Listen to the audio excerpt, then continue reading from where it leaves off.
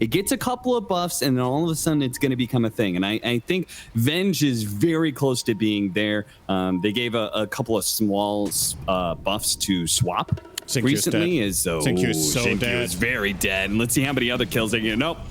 PSGLGD, the rest of them quickly back away. They say, okay, you got us, TeamSpirit. You got First Blood. A little bit of the other lanes. I think this bottom lane heavily favors TeamSpirit. I think Troll Lion is just an absolute beast of a lane. You're playing against Venge Shaker, which is relatively weak. They are going to try to turn onto Miposhka here. They're going to regret that. That's an easy kill for the Troll. Fairy Fire will delay things a bit, but yeah, Toro's going to grab that one as well. And in the top lane, I think Mira and Collapse are going to hold their own. They did choose to put Hoodwink here instead of the Lion, and I think this makes for a weaker lane. Definitely getting a lot of value. Even pressuring mid too. Look at Collapse. How strong he is. He's just running down Y in the tower. Easy. Back into the game again as we're going to definitely be keeping an eye on both the side lanes as Collapse and Mira. Oh, Xingqiu showing how aggressive they can be. Yeah, Xingqiu, he's going to start moving around the map. Say, see you later, Faith Beyond. He's going to try and help set this up, looking for the Fisher, but finally gets the block off on a Collapse. Beautifully timed by Xingqiu. Honestly, I was getting a little nervous there. Meanwhile, Faith Beyond, no surprise, he's being run down in the bottom lane, but he does survive. Quad lane. Oh, God. All right, they're going to go for a kill onto Mira, looks like, and it's going to be slightly difficult once he got into the trees, but fortunately, Xingqiu, good place, right time to be able to get that kill. You bet your ass Mira wasn't expecting that gank. He got quad lane minute 6 with the lanes that they've had. So it might look funny, and you might be like, what the hell, they're going as 4, but this was really good, what they managed to accomplish with this move. It also gets Klink's out of the mid lane, which he may have died to Toronto Tokyo, who has a haste rune and instead going to try and use it. Top lane may not even need it, actually, just to get this double kill. Ame and Y. But they're going to let Collapse take it so that he can move down and contest top rune. Unfortunately for him, it's not spawning there. Good spell combo from Mira.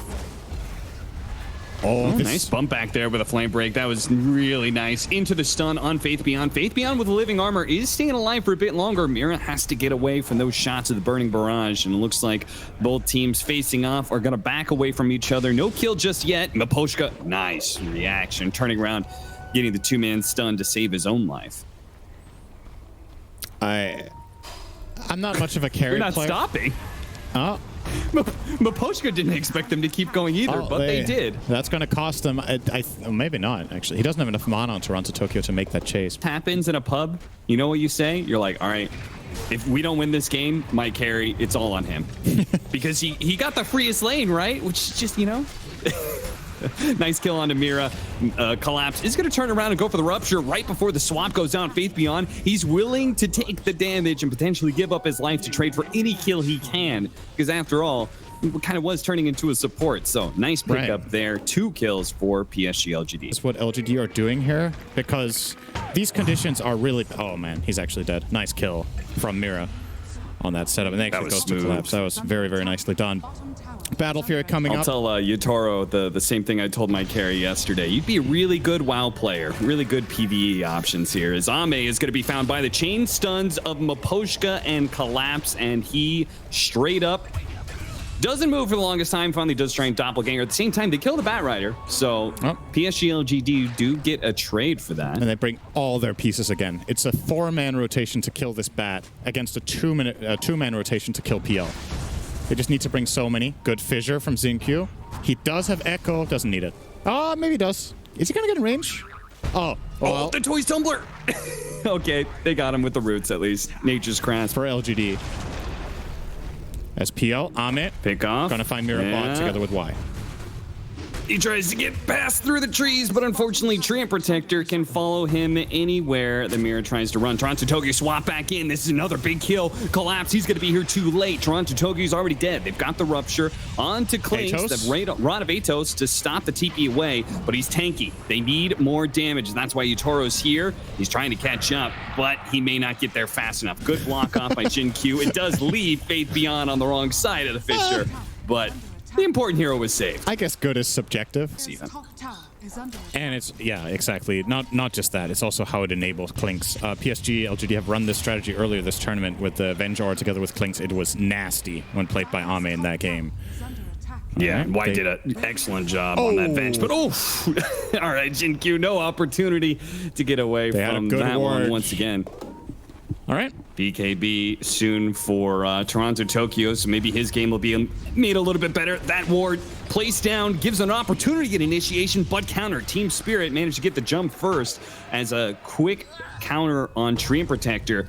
Makes it so the overgrowth now is potentially going to be used. It's going to catch up to both Mira and Collapse. Collapse going to throw out the blood right where he can. They can turn around on Treant Protector, but Jin-Q with a big echo is going to be able to finish off that fight with 2 and 3rd kill, actually. Now, we'll just see teams evenly matched up clash against each other in team fight. Xiao Wei setting up right now, gets the Gleipnir. Initiation onto Mir with a 2-man Fisher as well. The 2 supports may just start off this fight with no spells cast, but Poshka casts one of them, but it misses, and he instantly dies after that. Xiao Wei scouting, routing and scouting him, finds a big opening. She is so powerful in a situation like this. You wave of terror, you swap in anyone you want, you start killing them with your team, you get killed, whatever. Second round of spells, swap the next guy, you know, and the damage mitigation. Yeah. He's gonna go for it. It's the stun. Gonna be able to lock down. Venge, Bushwhack to follow up. They do have Mira landing that one, but they don't quite have the burst damage. It's not quite good enough. The flame break is taken away, but now the break is gone, and Faith Beyond could die and be perfectly fine. He's gonna swap line down at the low ground. Thanks, buddy. Oh, well. Oh, guess I'll just burn to death then.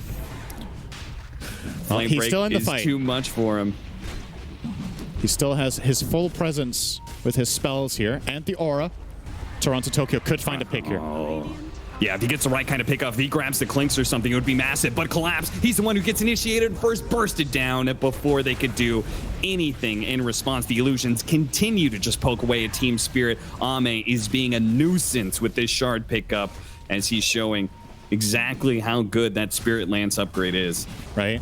You have the swap, the Venge, Wave of Terror, Fissure, Barrage, Nature's Grasp, everything. Spirit Lance. All 5 heroes can hit that from is like a fresh Faith Beyond who just came back into it. Well, are they going to break him? Spirit in the front as he was reviving. They're not going to break him, but they can maybe kill the Spirit twice. It's so far forward. Jin-Q, though, looking for the opening. Yutaro, they find it, bursting him down. Not quite fast enough. The BKB going down. He pops the ultimate, but he is being a little bit kited around. He's going to get Jin-Q first. Heals up almost a full. Xiao Wei and the rest of PSGLGD waiting in the wings. But a look at the future here.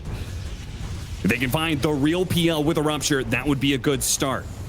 Gonna be caught inside the silence with the flame break as well. Really good. He's gonna be swapped back, and with that damage reduction, again, not too bad. There's a regen right next to him too. The break, it hits. Can they follow it up? They need a little bit more. The finger of death isn't good enough either. He gets away from it all thanks to the essence ring. Maposhka's gonna die for daring to try and bring down the great Ame. Tick, tick, tick. Nope, not good enough. Sticky Napalm wore out. Meanwhile, bottom lane, they're trying to go for the kill on Ame, which would be a pretty big one if they can get it and get out. But it's an Aegis. They cannot overcommit for this one. Jin-Q's waiting for Echo here. Yeah, Jin-Q, he's ready to go in. If they could burst down this troll, it'd be massive, but he gets on the BKB, stays on top of the Phantom Lancer, and once he's locked down, he's not getting away from this troll. Meanwhile, they do manage to get the lasso on Jin-Q as well, a +1 for this team fight. Great for stuff Team from Spirit. That's huge. Yeah. They didn't use the Aegis for anything. And Venge not being there is really the key to difference maker. A swap there, 100% PL stays alive, even on the first life, but they took advantage of that. And they even find him mid. They're just going to keep rolling. Hex the illusion. Try to kill it off. Even try and catch up to it. Xiao Wei does manage to kill the support, but Toronto Tokyo is going to be able to get on top of him. No lasso, but he can start doing some damage. And that leaves Yutaro enough time to be able to get on top of the Clinks and kill him himself. The arrows, though! He lives. Smoke? He pushes out the top lane so he can join his team for the smoke at the bottom lane. He doesn't have Firefly, but he can still make good on an initiation as they're going to find Faith Beyond. Probably not the target they immediately wanted, but if they get the break, swap it around, does manage to swap to his own illusion. Still hit by the break. He still gets the illusion. And the break hits it. It doesn't actually work. What? It used to work. I swear to God it worked. Yeah, I'm sure you're right, because I remember this as well when being broken by Venge, you don't. Okay. That's a dead collapse. That is so important for the game, actually, that they can't break this out. They're going to try and hold out from this poke at a high ground. Ame's not even committing too much. Swap. They are going to be able to get a swap back from the illusion. Toronto Tokyo unable to get off his BKB in time. They do manage to land a good damage onto Ame with a troll coming in from behind, but unfortunately, Yule Scepter stalled that up. He'll get the kill onto Jin-Q most likely, but not much more than that, it seems. Oh, Faith Beyond revives into his spirit. Yutaro, unsure if he really wants to commit to this. I'm going to say it's probably not a good idea. Collapse tried to help him out, but a swap back in. Just beautiful combos from Faith Beyond. They kill him once, but can they kill him twice? They're going to lasso the illusion. They're saying Faith Beyond, he's too good. We got to stop him. We got to kill him twice to put an end to this madman's reign. Toronto Tokyo getting in, but Xiao Wei immediately pushes him out. Goes for the Gleipnir, but Yutaro actually quickly dispels that one on himself. Doesn't actually have the detection, though, to be able to stay on top of this Clinks. They needed that to be able to kill him, but unfortunately he gets away, and now Xiao Wei's gonna help Ame deal with Yutaro, burned out of mana, unable to run away fast enough as the last arrow's just enough. Literally the last arrow from that shard from Skeleton Walk gets the kill. It's go time. There's no Aegis in play right now, but they don't really need it. They could have waited, though. He will respawn in actually 40 seconds, and LGD do have control of the area. They're going to maybe find a swap. Oh, he managed to kill the ward, so this... There it is. TeamSpirit, they wanted to be able to find around this one. They're going to be able to swap back the Lotus Orb, see if they can keep Toronto Tokyo alive with the BKB, and it does. So barely. They managed to kill the Vengeful Spirit, but of course the illusion is still strong, and it's going to be able to kill Maposhka and look for another swap potentially. Does manage to get the Bushwhack to stall it up, but on the other side, Jin Q blocks him out with a Fissure, and now they get the swap on Amira. The two supports are dead with no buyback. Another assault on the base from PSGLGD. Not really giving TeamSpirit too many moments to breathe as they've got this Aegis and want to make good use of it. Swap back on a collapse once again. Anybody good swaps is just immediately dead. There's no way to be able to bail that out. They can only hope with a Lotus Orb to be able to stop it. Yutaro is going to be able to get on top with the Bat Rider coming in from behind. They're going to blow up the Vengeful Spirit, but he swaps, still goes down. They're trying to save Xiao Wei. He managed to eat another skeleton. It's keeping himself alive a little bit longer, but eventually dies. Shin Q, though, does enough damage to win this fight. As Yutaro is going to fall immediately afterwards, and with two dead for over a minute, well over, they're going to go ahead and call it on TeamSpirit. LGD in the best way possible take this game 3. A rough start for them.